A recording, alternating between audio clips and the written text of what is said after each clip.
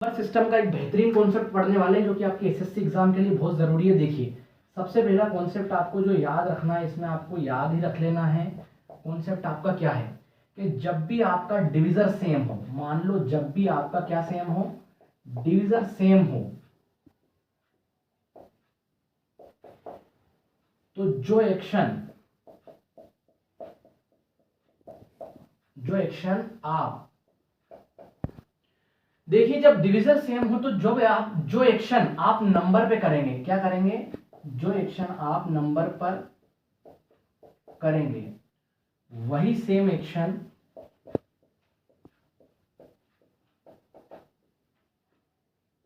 आपको रिमाइंडर पे करना होगा। काय पे करना होगा? रिमाइंडर पर करना होगा। गाइस, इसको आप आपके नोटबुक में लिख लीजिए। इससे रिलेटेड मैं आपको कॉन्सेप्ट बताऊंगा।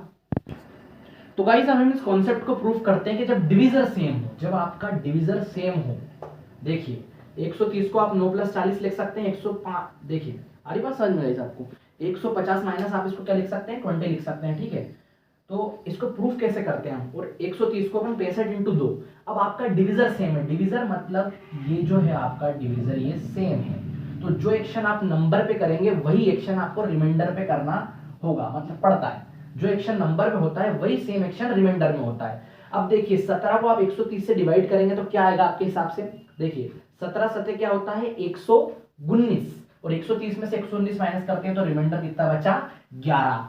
अब देखिए 17 × 5 = 85, आपको जोड़ के भाग नहीं करना है, आपको अलग अलग भाग कर लीजिए। 17 × 5 = 85, कितना बचा? 5 रिमाइंडर। उसके बाद 17 दूनी 34, कितना रिमाइंडर बचा? 6 रिमाइंडर। और रिमाइंडर को भी जोड़ लीजिए, क्योंकि जो एक डिविजर सेम होगा तो जो एक्शन आप नंबर पे करेंगे वही आपको रिमाइंडर पे करना पड़ेगा। नंबर जोड़ते हैं आप तो रिमाइंडर को जोड़ लीजिए। देखिए 5 और 6 कितने हुए? 11। अब फिर वापस देखिए, देखिए गाइस, तो देखिए 17, देखिए 17 8 कितने होते हैं? 136। अब जब आप 150 में से 136 को माइनस करेंगे तो क्या आएगा? 14 आएगा। उसके बाद देखिए 17, 17 एकम 17, आ रही बात समझ में? 17 एकम 17, कितना रिमाइंडर बचा? 3 रिमाइंडर। तो जब आप नंबर को माइनस कर रहे थे तो यहाँ पे रिमाइंडर को माइनस कर लीजिए, क्योंकि जब डिविजर सेम होता है तो जो एक्शन आप नंबर पे करते हैं वही रिमाइंडर पर पड़ता है। तो 14 - 3, ये भी क्या आ गया भैया? 11। ये क्या हो रहा है भैया? कुछ नहीं हो रहा है, क्योंकि यहाँ पे जो डिविजर सेम रहेगा तो जो एक्शन आप नंबर पर करेंगे वही उसके रिमाइंडर पर पड़ता है। 65 × 2 डिवाइडेड बाय 17, क्योंकि डिविजर सेम है। 65 × 2 करेंगे तो 130 आएगा, 9 + 40 करेंगे तो 130 आएगा, 150 - 20 करेंगे तो 130 आएगा। तो देखिए 17, देखिए कितनी बार में जाएगा? 17 × 3 = 51, 17 × 4 = 68। अब आप जब 65 में से जब आप 51 को माइनस करेंगे तो कितना आएगा? 14। आ रही बात समझ में गाइस? देखिए तो 14 आ गया। अब भैया 14 × 2 जोड़ लीजिए आप, कितना आया? 28 डिवाइडेड बाय 17। अब कभी भी क्या देखिए, कभी भी जो डिविजर है वो क्या उससे बड़ा रह सकता है? देखिए तो नहीं रह सकता, इसलिए एक बार और डिवाइड कर लीजिए। तो देखिए 17, देखिए 17 एकम 17, और जब आप 28 में से 17 रिमाइंडर पता करेंगे तो ये भी क्या आएगा? 11। मतलब प्रूफ हो गया कि जब डिविजर सेम होता है तो जो एक्शन आप नंबर पे करते हैं वही एक्शन रिमाइंडर पे होता है। अब हम इससे रिलेटेड क्वेश्चंस करेंगे। तो गाइस स्टार्ट करते हैं। एक और मैं आपको बहुत ही प्यारा कॉन्सेप्ट बता रहा था कि जब देखिए कि जब डिविजर सेम होता है तो जो इफेक्ट आप नंबर पे करते हैं, जो प्रभाव आप नंबर पे करते हैं वही प्रभाव उसके रिमाइंडर पर पड़ता है। आ रही बात समझ में? तो देखिए, अब जब किसी नंबर है उसको मैं 44 से डिवाइड करता हूं तो रिमाइंडर कितना बचता है मेरा? 30 बचता है ना? अब उसी नंबर को मैं 11 से डिवाइड करूं तो मेरा रिमाइंडर कितना बचेगा? आ रही बात समझ में? तो मेरा रिमाइंडर कितना बचेगा? अब एक बात याद रखिए भाई, 11 एक फैक्टर है 44 का। 11 एक फैक्टर है 44। इस बात को आप लिख लीजिए आपकी नोटबुक में कि 11 एक फैक्टर है काएगा? 44 का। या फिर हम बोल सकते हैं कि 44 इज द मल्टीपल ऑफ 11। 44 11 का एक मल्टीपल है। अब ये इसका मल्टीपल है तो क्या करेगा? इस चीज के पीछे का मैं विज्ञान और प्रोसेस प्रूफ बताता हूं आपको। देखिए, तो इस नंबर को हम क्या लिख सकते हैं? इस नंबर को हम लिख सकते हैं divisor is equal to dividend, dividend is equal to divisor into quotient plus dividend is divisor is equal to dividend into quotient plus remainder, जो फॉर्मूला होता है आपका। देखिए तो आप इसे कैसे लिख सकते हैं, ध्यान से देखिए। इस नंबर को आप लिख सकते हैं 30x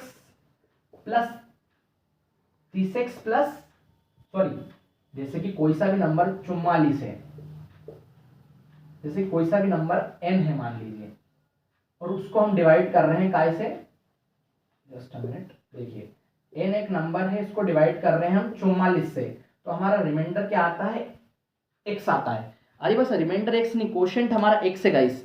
तो देखिए क्वोशिएंट हमारा x है और हमें रिमाइंडर कितना बचता है 30। तो इस नंबर को, इस n नंबर को हम किस फॉर्म में लिख सकते हैं, 44 इंटू x प्लस 30 के फॉर्म में। तो मैं यहां पे क्या लिख लेता हूं, 44x प्लस 30। आ रही बात समझ में गाइस। तो अब क्या होगा, ये 44 इस 11 का फैक्टर है, तो ये इसे कंप्लीटली डिवाइड कर देगा, ये इसे कंप्लीटली डिवाइड कर देगा। और जब ये इसे कंप्लीटली डिवाइड कर देगा तो सिर्फ हमारे पास क्या बचेगा, 30, और इस 30 को हम 11 से डिवाइड करके आंसर दे देंगे। तो इसका मतलब क्या है कि 44 11 का फैक्टर है, इसलिए वो पूरी तरीके से डिवाइड कर देगा, और पूरी तरीके से डिवाइड कर देगा तो 0 रिमाइंडर आएगा। इसलिए हम कभी भी कोई सी चीज यदि ये इसका फैक्टर है तो उसको नंबर को डिवाइड नहीं करते हैं, डायरेक्ट हम उसके रिमाइंडर को डिवाइड कर देते हैं, क्योंकि वो उसका फैक्टर होता है तो उसे वो पूरी तरीके से काट देता है। आ रही बात समझ में। अब इससे रिलेटेड हम क्वेश्चंस देखेंगे। यही कारण है कि जब डिवीजर सेम होता है तो जो एक्शन आप नंबर पर करते हैं वही आपको रिमाइंडर पर करना पड़ता है।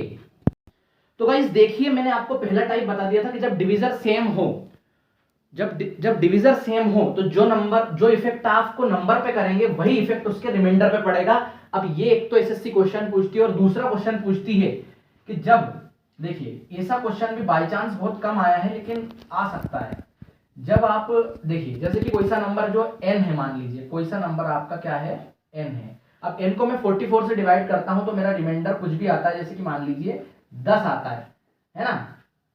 तो यदि मैं n को 17 से डिवाइड करूंगा तो मेरा रिमाइंडर क्या आएगा। अब आप बोलोगे सर ये तो हो ही नहीं सकता सर क्वेश्चन, क्योंकि 17 तो 44 का फैक्टर ही नहीं है। तो कभी भी ऐसा क्वेश्चन आ जाए कि किसी संख्या को किसी से डिवाइड करने पर रिमाइंडर ये आता है और दूसरे में पूछे और वो नंबर उसका कोई फैक्टर नहीं रहे, 17 44 का फैक्टर नहीं है। अब जब 17 44 का फैक्टर ही नहीं है तो 17 क्या खाक डिवाइड कर देगा 44 को, नहीं कर पाएगा। अब जैसे कि कोई सा नंबर n है और आप इसे डिवाइड करते हैं 44 से, तो आपको क्वोशिएंट x मिलता है और रिमाइंडर जो है वो 10 बचता है। अब ध्यान से सुनिए, तो देखिए नंबर किस फॉर्म का बनेगा, 44x dividend is equal to divisor into quotient plus remainder, formula मैंने यहां पे यूज किया है, अब आप इतना समझते ही होंगे। देखिए 44x प्लस 10 इस संख्या को, अब भाई 17 जब 44 का फैक्टर ही नहीं है तो ये 17 इसको काट नहीं पाएगा, और इसलिए इसका आंसर हो जाएगा कैन नॉट बी डिटरमाइंड। इसे पता ही नहीं लगाया जा सकता इसके डिवीजर को, क्योंकि उसको पूरा काट ही नहीं रहा है।